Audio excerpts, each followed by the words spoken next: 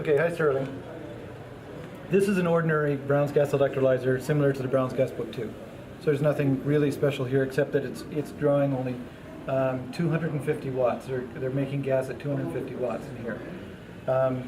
The gas comes out this tube here and goes into this valve regulator, flow meter, exactly. This hose goes through this bubbler here at the back, just a little bubbler, and it has a little pressure relief here in case the pressure gets too high. And then we have the gas going over here and to the, so that would take care of it instead of pressure switch, as I was talking about before. So if the gas pressure builds too high, it'll just pop off here. So here, this solenoid valve is normally shut off and only turns on in a minute. I'll show you. When it does turn on, the gas goes through here and into this chamber here, which is just simply an open PVC pipe. This spark plug ignites the gas when it's time and when it's ready. Okay, so over here, and you'll talk about the rate of firing, huh? Over here we have the water coming in. Now it's under a very slight pressure, enough pressure that it would allow the water to fill this chamber. So you open the valve, goes through this check valve. The water so what's the source here? Is this like a stream or is it a... something like that, yeah. Okay, some just low pressure water. Low pressure. It's not a vacuum. An infinite water supply, a reservoir? A lake or something, you could put this, like to set it down in a lake, right? You just put the, and so it would feed water in this side. And the water rises in this chamber. It's rising because this valve is a little bit open. It's a controllable orifice you have here. So this orifice controls the rate of water rise. And so they set it and then they just leave it. So the water is rising here. As soon as the water rises to this point here, so they have essentially this is a test switch, but they have a ground and a couple of electrodes going in there so they can sense the water level when it rises. So when the water rises to this level here, this valve opens and Brown's gas at about 20 psi charges into here and fills this chamber. So I'd say it's about 10 psi at the time that it fills the chamber. This is open for a limited amount of time, just puts a pulse of Brown's gas in there and shuts off again. Once it shuts off, the electronics fire the spark plug. And that's where I was saying they're changing the spark plug out for a plasma ignition spark plug, because the plasma ignition, or rather the regular spark plug, gets a little water in between the electrode and the spark wasn't happening. So the system would stop. So they put in the plasma and that'll fire the Brown's gas every time.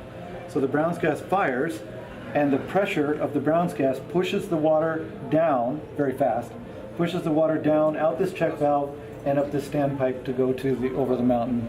And he's saying that it pumps 30 gallons a minute at 260 psi. That's what he's telling me it's doing. So this electronics box, this particular lead here, goes over to this box. So they have the electrolyzer power supply plugged in here, and then the electronics monitors what's happening with the electrolyzer by being plugged in here. So that's what this cord is for. This particular cord here is plugged into these two electrodes, and that's just a switch, essentially a water switch. Probably a MOSFET in there to sense. I've done similar things. This little lead here plugs onto the ground for the spark plug. So I think that pretty much does it. So what happens is just to go over the cycle, it starts with the water coming up. As soon as it hits here, the Brown's gas valve opens, shoots in Brown's gas, holds the water level essentially at that point, shuts off, sparks, blows the water down, then everything waits until the water comes back up again. So the water comes fairly rapidly. As soon as the water level reaches here, Brown's gas comes in, closes, sparks, Brown's gas goes down. Evidently it's about 30 times a minute. Bam, bam, bam, bam. 30 times a minute, so every 30 seconds? Every 2 seconds, yes. Every 2 seconds. Okay. Okay, 30 times a minute, so every 2 seconds. Yes. And is there some kind of a valve to prevent backflow here? This is the check valve that prevents back going this way. This is the check valve that prevents the pressure from here going back. Okay. So we've got the two check valves, one controlling coming in, one going out. Okay. What's the output used for? Just pump. This is just for pumping water. in Uganda.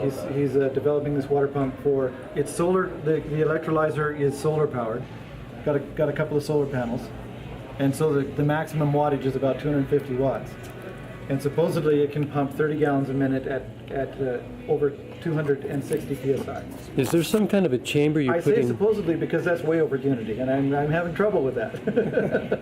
but it's all Throckmorton, so I'm willing to Could you do some repeat testing. the phenomenon about possibly pulling a vacuum as the gas implodes? Right, that That is might one be thing part about of that assists the bringing of the water in, is as soon as Brown's gas explodes, it makes a pressure, but almost an instant after that, it implodes, which creates a vacuum, which then helps suck the water in. So you've got that pressure, vacuum thing happening. That might be part of the Overunity help. Just getting 2 strokes out of one fire. It would help. Well, also the stuff that Moray King talked about with the 0-point energy and Brown's gas could be where the extra energy is coming from too. I'm just thinking more of the implosion factor, so it comes in, sucks in, pushes out. Because if you waited for this to fill up, it would take a long time for this to fill up if you just had a gravity reservoir. But drawing it in, That's part of the reason why they have this valve here. Yeah. So that controllable orifice allows the gases to escape when the water is coming up, right?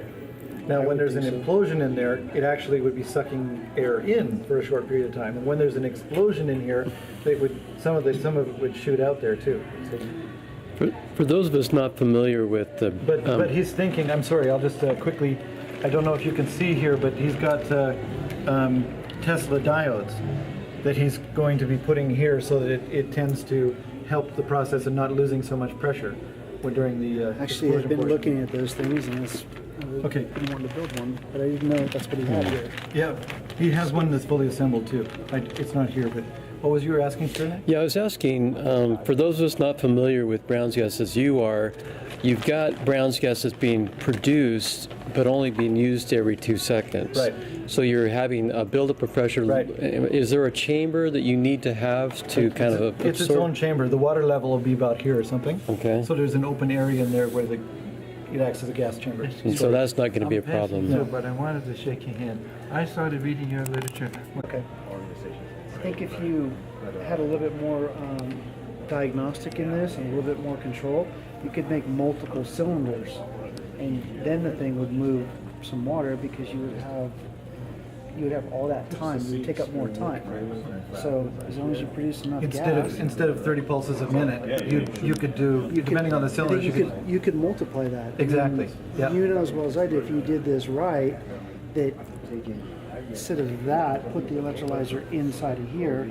If you could make enough gas for that time and just have it all self-contained. Yeah, the problem is you're pumping actual water here, like drinking water and stuff, Right. and that is very inefficient for electrolysis. Oh, we'll talk so it's about better that to later. keep. Okay, Yeah. it's better to keep in my opinion, the electrolyzer for high efficiency separate.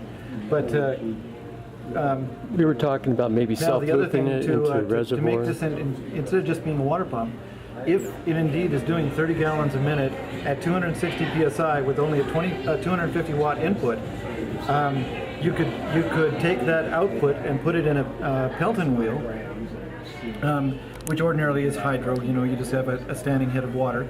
So you have say a water tank with an air bladder. So you have that pressure reserve, and you just drive a Pelton wheel with the output of this thing.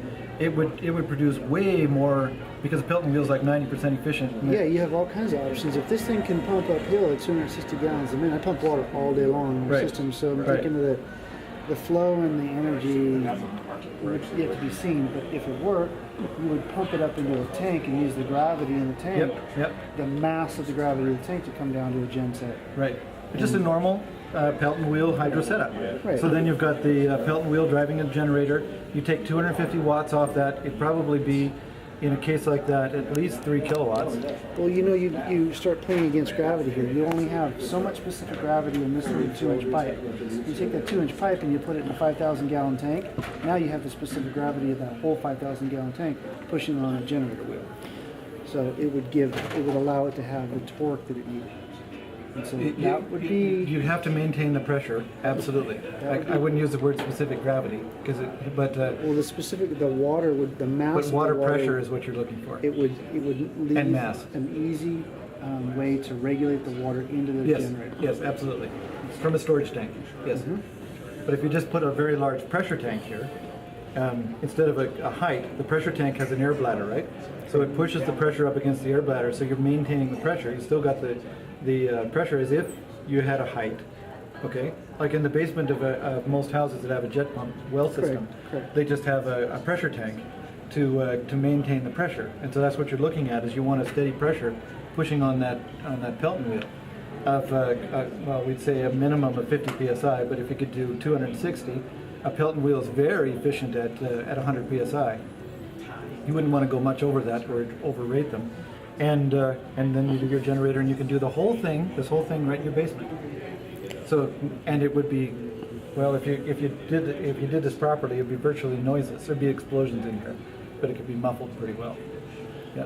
So from a Brown's gas point of view, you've observed Overunity aspects of Brown's gas, In the production of Brown's gas. Yeah. Yeah.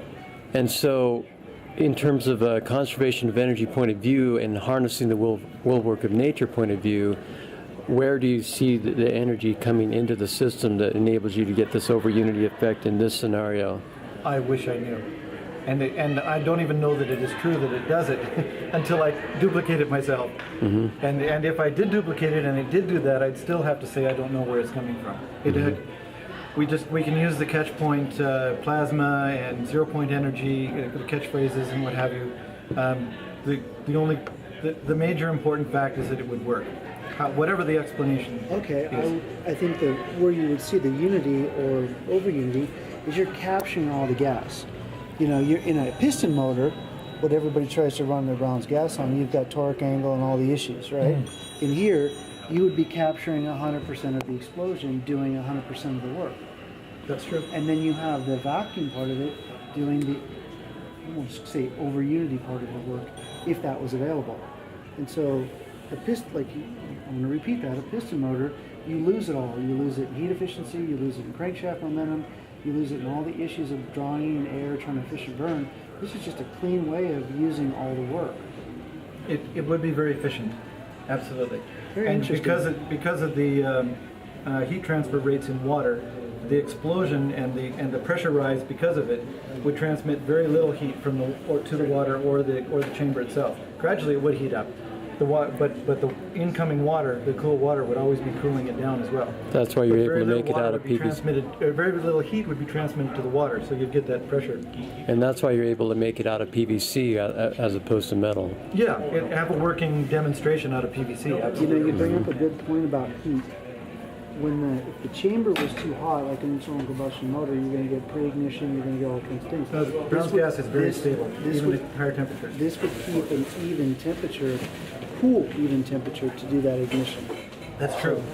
Yeah. And there could be some possibilities with this, even though it's... So I've run piston engines on Brown's gas, 100% on Brown's gas, and they run smooth, beautiful, absolutely. Never had a smoother running engine, and I'm an automotive mechanic, I'm certified, and I have never been able to run a gasoline engine as smooth on gasoline as I did on Brown's gas. What's the octane equivalent to that then? It's very high.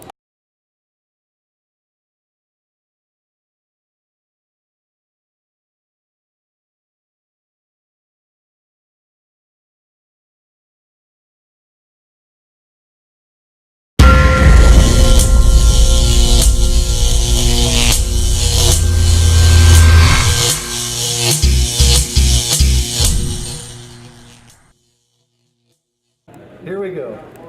Okay, hi Sterling. This is an ordinary Brown's gas electrolyzer, similar to the Brown's gas book 2. So there's nothing really special here except that it's drawing only this chamber here, which is just simply an open PVC pipe. This spark plug ignites the gas when it's time and when it's ready. Okay, so over here, And you'll talk about the rate of I will. firing, huh? over here we have the water coming in. Now it's under a very slight pressure, enough pressure that it would allow the water to fill this chamber. So you open the valve, goes through this check valve, The water pressure gets too high, and then we have the gas going over here and to the. So that would take care of it instead of pressure switch, as I was talking about before. So if the gas pressure builds too high, it'll just pop off here. So here, this solenoid valve is normally shut off and only turns on in a minute. I'll show you. When it does turn on, the gas goes through here and into 250 watts. They're making gas at 250 watts in here. The gas comes out this tube here and goes into this valve regulator, the hose, the flow meter, exactly. This hose goes through this bubbler here at the back, just a little bubbler, and it has a little pressure relief here in case of pressure. What's the source here? Is this like a stream or is it a... Something like that, yep. Okay, Some just low pressure water. Low pressure. It's not a vacuum. An infinite water supply, a Right. reservoir? A lake or something, you could put this, like to set it down in a lake, right? You just put the, and so it would feed water in this side. And the water rises in this chamber. It's rising because this valve